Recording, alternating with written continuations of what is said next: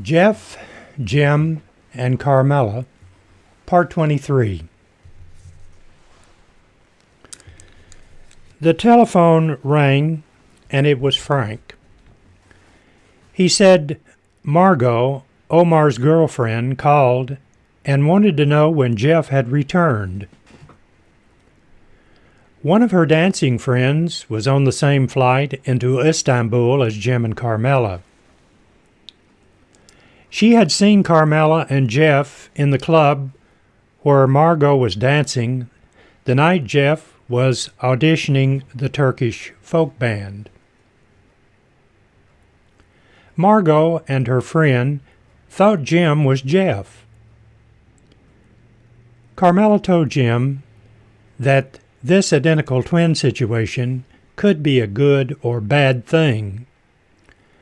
Margot had heard rumors that Jeff was working to upset Omar's operation. This would make some of his associates mad, and they may try to retaliate against Jim, thinking he was Jeff. Margot told Frank she had not seen Omar in a long time, and she could not find out what happened to him. One of Omar's friends told Margot Omar got into a gunfight with the officials and they killed him. Jim was thinking Margot's friend could have placed the VCR tape in his overnight bag when they were on the Pan Am flight out of New York to Istanbul. Jim jumped out of bed when he heard someone knocking on the door. Thinking it was the authorities, Jim looked through the small glass peephole that gave a large fisheye view of the front porch. He saw a shapely woman standing on the porch. Jim motioned for Carmela to look.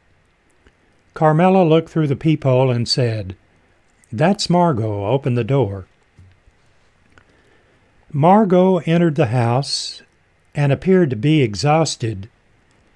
She was breathing as if she had just completed a marathon run.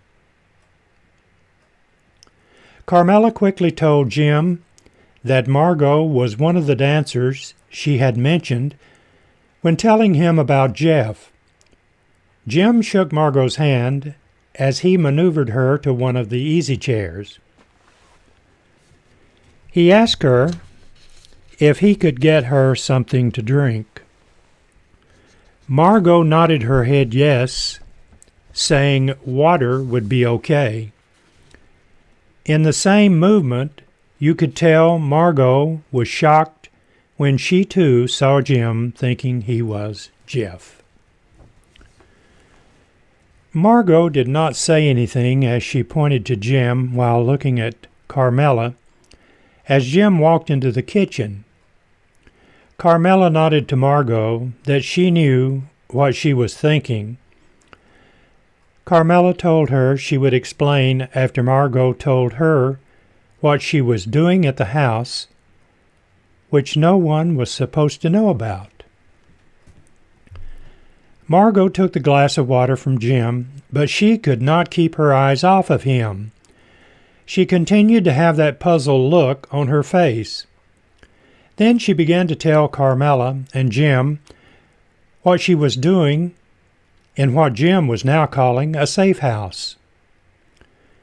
Margot said a man came into the club where she was dancing and placed an envelope in her hand and then walked out of the club. The envelope contained 20,000 United States dollars in $100 bills. A note wrapped around the bundle of money had a message, and Margot handed Carmela the note. The note read, "Contact Frank at this address. Tell him you received $20,000 to bribe the conductor of the Orient Express. We know that with your several years with Omar, you have some contacts that will help you get Carmela and the man with her out of the country." Margot let Frank see the note and money so he would not think she was defrauding him. The note also said an additional $10,000 would be hers to keep if she could arrange it so Carmela could sneak out of Turkey. The note said absolutely nothing about a man, but she was confident now that Carmela was not escaping alone.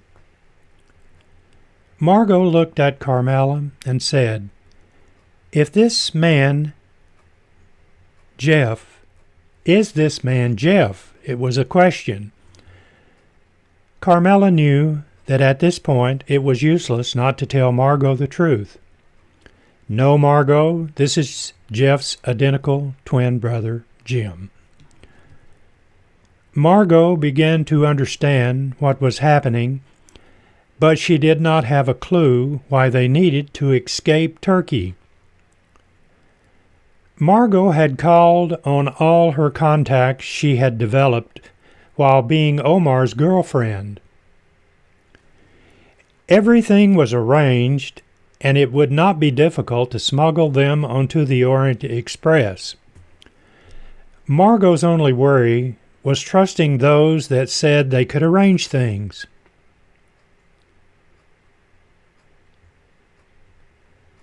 Lost my place. Let me get back. Not only were these smugglers smuggling Carmela and Jim out of the country, these same people were smuggling all kinds of things. Carmela was thinking as she saw the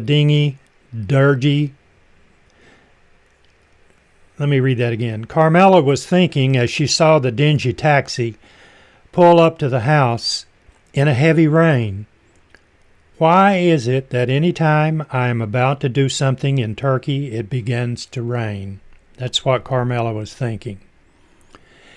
As Margot, Carmela, and Jim jumped into the taxi, Carmela was thinking how much easier it would be if Mehmet was on their side. The taxi Margot rented was purposely the junkiest taxi she could find in Istanbul. Carmela was convinced the driver would not be working undercover.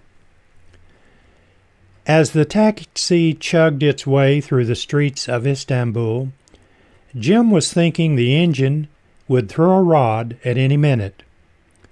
They were laying down a stream of smoke as the worn-out engine burned its oil out of the tailpipe. Jim was almost certain it was using a quart of oil each mile.